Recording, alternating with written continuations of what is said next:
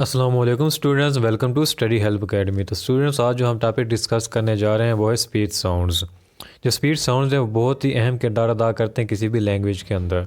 जैसे कि नाम से ज़ाहिर है, sounds that use to make speech are called speech sounds. ऐसे साउंड जो स्पीच बनाने में हमारी मदद करते हैं या स्पीच बनाने में इस्तेमाल होते हैं, उनको कहते हैं स्पीच साउंड्स। ये स्पीच साउंड जो होते हैं हर लैंग्वेज के अलग अलग होते हैं। जैसा कि इंग्लिश लैंग्वेज में टोटल 26 अल्फ़ाबेट्स हैं, उनमें 5 वाउल्स हैं, जबकि जो 21 हैं वो कॉन्सोनेंट्स हैं। अब जो साउंड्स हैं टोटल इंग्लिश लैंग्वेज के वो हैं 44, जिनमें 24 वाउल साउंड्स हैं, जबकि जो बाकी 20 हैं 20 वो कॉन्सोनेंट साउंड्स कहलाते हैं, यानी वो कॉन्सोनेंट साउंड्स हैं। ये सब स्पीच साउंड्स जो हैं ये मिल के हमारी इंग्लिश लैंग्वेज बनाते हैं। तो अब आगे बात करेंगे ये स्पीच साउंड्स हमारे अंदर पैदा कैसे होते हैं। ये जो हम सांस लेते हैं, हमारा जो एयर फ्लो हमारे मुंह और नाक के ज़रिए एटमॉस्फेयर में बाहर आता है, तो इसके ज़रिए ही स्पीच साउंड्स बनते हैं। एयर फ्लो जो होता है हमारा, उसके अंदर मॉडिफिकेशन होती है हमारे मसल्स की तरफ से, हमारे लेरिंग्स की तरफ से। हमारे जो मसल्स हैं वो वाइब्रेशन भी इसमें पैदा करते हैं अकॉर्डिंग टू हम नीड, यानी जो हमने अल्फाज बोलना है उसके मुताबिक इसको शक्ल देते हैं। किसको? जो एयर फ्लो है। हमारी चेस्ट में हमारे एक उज़्व है जिसका नाम है लेरिंग्स। लेरिंग्स से हमारा एयर फ्लो स्टार्ट होता है। लेरिंग्स जहाँ पे हमारे गले के साथ ही नेक पे जहाँ पे लेरिंग्स एंड होती है, वहाँ से फेरिंग्स स्टार्ट होती है।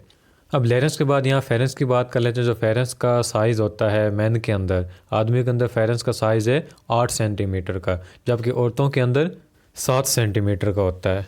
अब जो हिस्सा हमारे मुंह में खाली होता है, यानी कि जब हम नॉर्मल कंडीशन में होते हैं, चुप करके बैठे होते हैं, तो जो हिस्सा हमारे मुंह में खाली है, ज़ुबान से ऊपर वाला, इवन हमारे होंठ और टीथ के दरमियान वाला, उस सारे एरिया को कहते हैं ओरल कैविटी। जबकि जो नाक के थ्रू जो सांस हमारी बाहर आती है, जो रास्ता है, उस रास्तों को कहते हैं नेज़ल कैविटी। यानी एक होती है ओरल कैविटी और दूसरी होती है नेज़ल कैविटी। अब जो हमारे उज़्व ये स्पीच साउंड बनाने में मदद करते हैं, उन सब को आर्टिकुलेटर्स कहते हैं। यानी ये जो सारे पार्ट्स हैं वोकल ट्रैक्ट के, उन आर्टिकुलेटर्स की जो हम स्टडी करते हैं उसको कहते हैं आर्टिकुलेटरी फोनेटिक्स। क्योंकि जो फोनेटिक्स है वो साउंड की स्टडी होती है, कौन सा? ह्यूमन स्पीच साउंड की। तो इसकी आर्टिकुलेटर्स की जो स्टडी वो कहलाती है आर्टिकुलेटरी फोनेटिक्स। अब बात कर लेते हैं नंबर 1 पे फेरेंक्स की, जो कि पहला आर्टिकुलेटर है। ये जो फेरेंक्स है, ये जैसे ही लेरिंक्स एंड होता है उससे ऊपर फेरेंक्स स्टार्ट हो जाता है। जैसे कि मैंने बताया है, फेरेंक्स की लंबाई आदमियों के अंदर 8 सेंटीमीटर की होती है, जबकि औरतों के अंदर 7 सेंटीमीटर की होती है। जहाँ पे ये फेरेंक्स एंड होता है वहाँ पे 2 रास्ते बन रहे हैं, एक नेज़ल कैविटी और दूसरी ओरल कैविटी। यानी कि जहाँ पे फेरेंक्स औरतों के अंदर 7 सेंटीमीटर, जबकि मर्दों के अंदर 8 सेंटीमीटर पे एंड हो रहा है, उससे आगे 2 रास्ते हो जाते हैं, बन जाते हैं। एक नेज़ल कैविटी कहलाती है, दूसरी ओरल कैविटी कहलाती है। सेकंड आर्टिकुलेटर है सॉफ्ट पैलेट, जिसको वेलम भी कहते हैं। सॉफ्ट पैलेट जिसको हम उर्दू में तालू कहते हैं। जब अपनी ज़ुबान से आप जो हमारी माउथ की रूफ है छत के ऊपर, उसको ज़ुबान से टच करेंगे, तो अगर ज़ुबान की जो टिप है उसको बिल्कुल पीछे की तरफ लेके जाएंगे, जो सॉफ्ट जगह है ना, जो हमारा सॉफ्ट तालू है यानी नरम जगह, उसको हम कहते हैं सॉफ्ट पैलेट या फिर वेलम कहा जाता है। ये भी एक आर्टिकुलेटर है, ये सेकंड नंबर पे है। इसका बहुत ही अहम किरदार होता है। ये अलाउ करता है एयर को या तो हमारे नाक के ज़रिए बाहर आए या तो हमारे मुंह के ज़रिए बाहर आए। आम अल्फाज में ये कह सकते हैं ये एज अ ढक्कन का काम करता है। जब हम बोल रहे होते हैं तो ये जो सॉफ्ट पैलेट है, ये कौन सा रास्ता? नेज़ल कैविटी का रास्ता बंद कर देता है, जिसकी वजह से जो हमारा एयर फ्लो है मुँह से बाहर आता है। तो हमारे नेज़ल कैविटी के नहीं बल्कि ओरल कैविटी के थ्रू हमारा जो एयर फ्लो है बाहर आता है। जब हम अल्फ़ाबेट के बोलेंगे तो के बोलने से जो हमारी ज़ुबान है वो सॉफ्ट पैलेट से टच हो रही है। तो ऐसे अल्फ़ाबेट से ऐसे स्पीच साउंड जिनको बोलने से हमारी जो ज़ुबान है वो सॉफ्ट पैलेट से टच हो, से वेलर कॉन्सोनेंट्स कहलाएंगे। थर्ड नंबर पे हार्ड पैलेट, यानी जैसे कि सॉफ्ट पैलेट है, अब उससे आगे हार्ड पैलेट, यानी जो हमारी रूफ है मुंह की, माउथ रूफ है, वो पीछे वाला हिस्सा सॉफ्ट पैलेट, उससे आगे वाला हिस्सा हार्ड पैलेट है। यानी जो तालू सख्त वाली जगह उसको हार्ड पैलेट कहा जाता है। ऐसे कॉन्सोनेंट जिनको बोलते वक्त, ऐसे स्पीच साउंड जिनको अदा करते वक्त जो हमारी ज़ुबान है वो हार्ड पैलेट से टच हो, यानी जब हम अल्फ़ाबेट जे बोलेंगे तो हमारी जो ज़ुबान है वो हार्ड पैलेट से टच होगी। तो ऐसे साउंड्स को हम क्या कहेंगे? Palatal, PALATL, palatal. Fourth number पे है एल्व्यूलर रिज। ये जो हमारे टॉप ऊपर वाले दांत हैं और जो हमारा हार्ड पैलेट है, इसके जो दरमियान वाला इलाका है उसको कहते हैं एल्व्यूलर रिज। इसकी सतह आप ज़ुबान से टच करके देख लें, अपनी जो ज़ुबान उसकी टिप से टच करें तो वो इलाका आपको रफ़ महसूस होगा, उस इलाके को कहते हैं एल्व्यूलर रिज। अब ऐसे साउंड्स जिनको हम अदा करते वक्त हमारी जो ज़ुबान है वो एल्व्यूलर रिज से टच हो तो उन साउंड्स को कहते हैं एल्व्यूलर।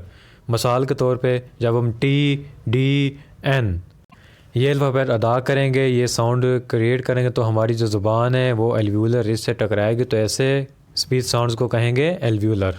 नेक्स्ट है टंग यानी हमारी ज़ुबान। ये बहुत ही अहम आर्टिकुलेटर है, ये हमारे मुंह के अंदर डिफरेंट शेप्स और प्लेसेस पे मूव करती है।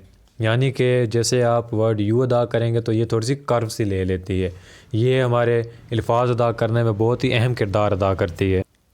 इसको तकरीबन 5 हिस्सों में डिवाइड किया गया, ये आप याद रखना। इसकी कोई प्रॉपर यानी कि एक स्ट्रक्चरली तौर पे इसकी कोई डिवाइडेशन नहीं की गई है, यानी कि ज़ुबान के ऊपर कोई भी आपको लाइंस नज़र नहीं आएगी कौन सा एरिया है। लेकिन इसको जो फ्रंट है उसको टिप कहते हैं, उसे जो पीछे वाला इलाका है उसको ब्लेड, फिर फ्रंट उससे पीछे, फिर बैक और लास्ट पे बिल्कुल जहाँ से ज़ुबान शुरू हो रही है उसको रूट कहते हैं। तो जब भी आप ये अल्फाज कोई भी अदा करेंगे आपको पता चल जाएगा कि soft palate, hard palate and alveolar ridge के साथ हमारी ज़ुबान का कौन सा हिस्सा टच कर रहा है। सेकंड लास्ट आर्टिकुलेटर है टीथ यानी हमारे दांत। ये तो बहुत ही अहम चीज़ है क्योंकि आप देखेंगे जिन लोगों के दांत नहीं होते तो वो स्पीच साउंड अदा सही तरह नहीं कर सकते, उनकी जो एयर फ्लो है वो डिस्टर्ब होती है तो साउंड सही तरह अदा नहीं होता। तो कई सारे ऐसे स्पीच साउंड्स हैं जो हम अदा करते हैं तो हमारी जो ज़ुबान है वो ऊपर वाले दांतों के साथ टच करती है।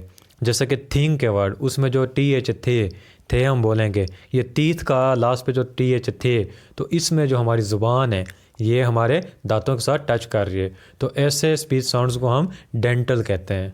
लास्ट पे है 7th नंबर पे lips. Lips are the important in speech, यानी जब भी कोई साउंड अदा किया जाता है तो एयर फ्लो को लिप्स भी बहुत ज़्यादा कंट्रोल करते हैं। यानी कि जैसे हम कोई अल्फ़ाबेट बोलें, पी बोलें, बी बोलें तो हमारा मुंह बंद होता है। अगर हम पी और बी बग़ैर मुंह बंद करे बोलें तो नहीं बोल सकते। आप मुंह बंद किए बगैर पी और बी बोलने की ट्राई करें लेकिन आप नहीं बोल सकेंगे क्योंकि आपका एयर फ्लो वहाँ पे नहीं रुकेगा, बाउंड नहीं होगा, इसलिए आप अल्फ़ाबेट पी और बी अदा नहीं कर सकते। तो ऐसे स्पीच साउंड्स जिनको अदा करते वक्त जो हमारे लिप्स हैं वो एक दूसरे के साथ टकराएं, कॉन्टैक्ट हो उनका, तो ऐसे साउंड्स को बाइलेबियल कहा जाता है। और उसके अलावा ऐसे साउंड्स जिनको अदा करते वक्त हमारे टीथ, ऊपर वाले जो दांत हैं वो हमारे लिप्स के साथ टकराए, नीचे वाले लिप्स के साथ टकराए, तो उनको कहते हैं लेबियोडेंटल। यानी आप जब पी बोलेंगे और बी बोलेंगे तो आपस में कॉन्टैक्ट किसको हो रहा है, दोनों लिप्स को हो रहा है। जब आप अल्फ़ाबेट एफ़ बोलेंगे, वी बोलेंगे तो आपके ऊपर वाले दांत नीचे वाले लिप्स से टच कर रहे हैं, तो ऐसे साउंड को क्या कहेंगे, लेबियोडेंटल। तो उम्मीद करता हूँ स्टूडेंट्स आपको ये वीडियो अच्छी तरह समझ आ गई होगी, आपको स्पीच साउंड के बारे में क्लियर हो गया होगा कि हमारे जो आर्टिकुलेटर्स हैं कौन कौन से और वो कैसे स्पीच साउंड्स पैदा करते हैं। तो ऐसी मज़ीद वीडियोस देखने के लिए मेरे यूट्यूब चैनल को सब्सक्राइब कर दें और बेल आइकन को भी प्रेस कर दें ताकि आने वाली वीडियो के बारे में नोटिफिकेशन आपको मिल सके। तो मिलते हैं नेक्स्ट वीडियो में, तब तक अपना ख्याल रखिएगा। अल्लाह हाफिज़।